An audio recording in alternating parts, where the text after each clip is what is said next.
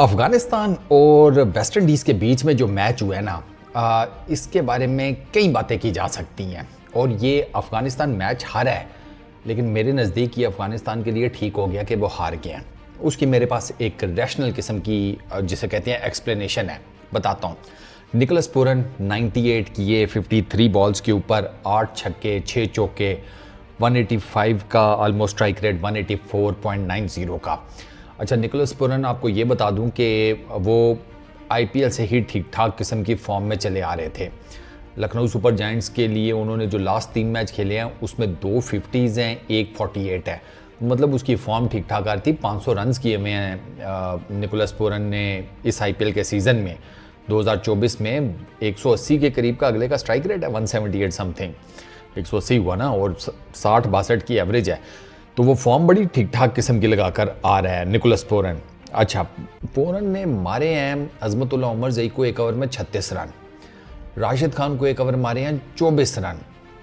और अफगानिस्तान मेजरली ना अगर देखा जाए तो इस एक इनिंग की वजह से मैच से आउट हुआ है, वरना अफगानिस्तान शायद मैच में ना अपनी गिरफ्त कहीं ना कहीं बना लेता विकेट्स लेकर। लेकिन वो निकोलस ऐसा पागल हुआ था, वो जिसे कहते हैं खुला सांड बना हुआ था भाई। वो जो सामने आ रहा था उसको उड़ा रहा था, जो सामने आ रहा था उसको उड़ा रहा था। अब ये अच्छा, एक मैं आपको चीज़ मज़े की बात बता दूं, ये for the very first time नहीं है कि एक बॉलर को T20 इंटरनेशनल के अंदर 36 रन पड़े हों। ये 5वां मौका है। अजमतुल्लाह उमर ज़ई 5वें बॉलर बने हैं। पहले नंबर पर स्टुअर्ट ब्रॉड है, युवराज सिंह ने 6 छक्के मारे, 36 रन। दूसरे नंबर पर वो धनंजया हैं श्रीलंका के, उनको कैरन पोलार्ड ने 6 छक्के मारे थे, 2 हो गए। अच्छा, तीसरे नंबर के ऊपर करीम जन्नत हैं, इनको भी 36 रन पड़े थे। ये जो भी अफगानिस्तान और इसकी इंडिया की सीरीज़ हुई थी 3 मैचेस की T20 इंटरनेशनल्स की, जो उसमें तीसरा 212 वाला मैच था बिटवीन अफगानिस्तान एंड इंडिया, उसमें करीम जन्नत को 36 रन पड़े थे एक ओवर में।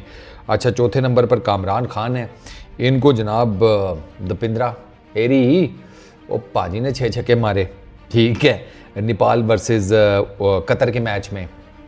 और 5वें ये हैं अजमतुल्लाह उमर ज़ई, इनको जनाब 36 रन पड़े। बैट से तो थोड़े कम पड़े, लेकिन बाकी एक्स्ट्रास के भी बड़े हो गए। मिसाल के तौर के ऊपर पहली बॉल मेरा ख्याल है कि वो तो थोड़ा लक इसकी थी निकोलस की, तो उसने अपनी तरफ से लपेटा मारा, वो टॉप एज हुआ, वो डीप थर्ड मैन पे जाके छक्का हो गया, वरना वो शॉट कोई पक्का शॉट नहीं था, एज लगा था, वो छक्का हुआ। फिर उसके बाद दूसरा वो नो बॉल पे चौका हो गया, वो थोड़ा शॉर्ट ऑफ लेंथ बॉल था, उसने क्लब किया ये लेग साइड के ऊपर, निकोलस पूरन ने डीप मिड विकेट की साइड के ऊपर, वो चौका हो गया, वो नो बॉल भी थी, ठीक हो गया।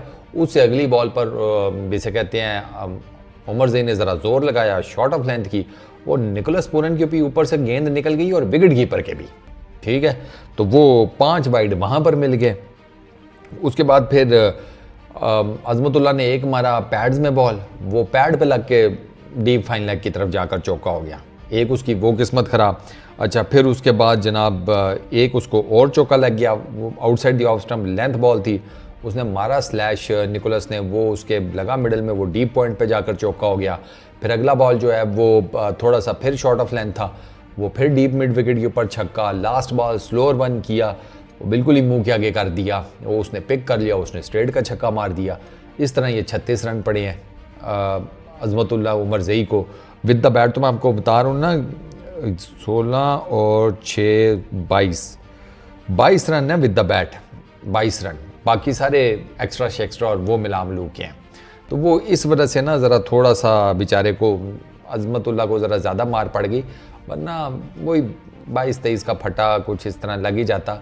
लेकिन ओवरऑल वो थोड़ा सा ज़रा प्रेशर में भी मुझे नज़र आया, जब ज़रा बाउंड्रीज ज़्यादा हिट होनी शुरू होगी ना, और वो वाइड और नो और दिस दैट, वो बॉलर प्रेशर में आ जाता है।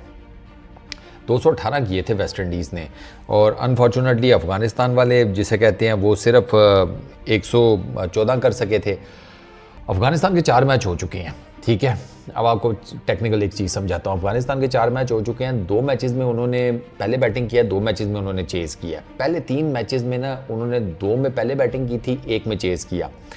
जो 2 पहले बैटिंग की उसमें अफ़गानिस्तान ने डिसेंट स्कोर किए थे और उन्होंने वो स्कोर नहीं बनने दिए। इनफैक्ट सो भी नहीं करने दिया उन्होंने अपने जिसे कहते हैं ओपोनेंट्स को।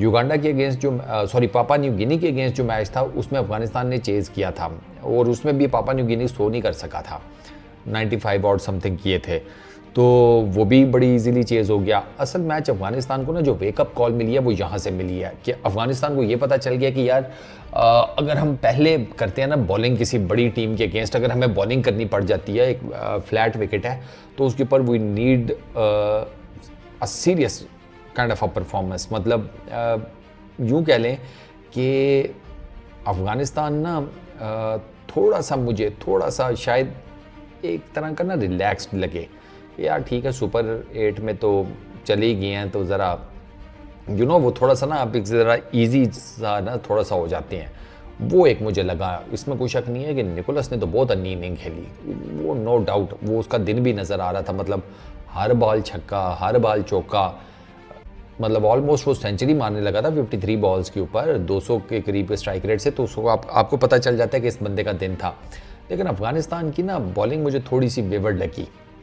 अफ़गानिस्तान की मुझे बॉलिंग थोड़ी सी वेवर्ड इस वजह से लगी कि यार निकोलस पूरन ठीक है अच्छा मार रहा था, राशिद खान 24 रन खाने वाला बॉलर नहीं है, सीरियसली राशिद खान 24 रन खाने वाला बॉलर नहीं है। उसका ना मैंने देखा था बॉल उस तरीके से ब्रेक हो नहीं रहा था और विकेट भी उस तरीके से ड्यूल पेस नहीं थी। सेकंड इनिंग्स में अफगानिस्तान बेहतर कर सकता था, लेकिन अफगानिस्तान वाले मुझे लग रहा है रन्स के थोड़ा प्रेशर में आ गए। बट वो जिसे कहते हैं ना लॉ ऑफ प्रोबेबिलिटी, वो अफगानिस्तान के लिए ठीक रह गई है कि उन्होंने शुरू में ही एक मैच हार लिया और इस मैच के हारने का ओवरऑल उनके जिसे कहते हैं पॉइंट्स शॉइंट्स इसके ऊपर कोई फ़र्क नहीं पड़ेगा। यहाँ से वो सुपर 8 में जाएँ, सुपर 8 में वो आ चुके हैं, अब सुपर 8 में असल मरहला स्टार्ट होगा उनका। सुपर 8 से वो अगर तगड़ी परफॉर्मेंसेज देकर मेजर मैचेस जीतते हैं तो वो आपको सेमीफाइनल में भी नज़र आ सकते हैं, सेमीफाइनल जीत गए तो आपको फाइनल में भी नज़र आ सकते हैं। तो वो जो एक वेकअप कॉल अफगानिस्तान की टीम को चाहिए थी ना, वो उनको बड़े ठीक टाइम पे मिल गई है।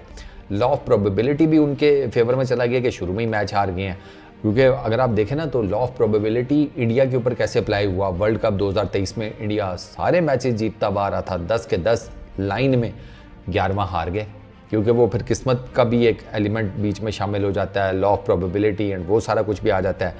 तो ओवरऑल मेरा ख्याल है कि अफगानिस्तान के लिए एक अच्छी वेकअप कॉल है। उनकी बैटिंग ने डिसअपॉइंट किया ऑनेस्टली स्पीकिंग, क्योंकि जिस किस्म की ये विकेट नज़र आ रही थी अफगानिस्तान के बैटर्स और जिस किस्म के उनके पास बैटर्स हैं, गुरबाज, जादरान, ये उसको क्या कहते हैं, नबी, राशिद, उसके बाद मिडल ऑर्डर में नैब हो गए, उमर ज़ई खुद हो गए, उसके बाद नजीबुल्लाह जादरान, ये सारे बड़े तगड़े किस्म के बैट्समैन हैं। करीम जन्नत बड़ा अच्छा बैट्समैन है। तो ये सारे बड़े जिसे कहते हैं डिसेंट बैटर्स हैं ये सारे।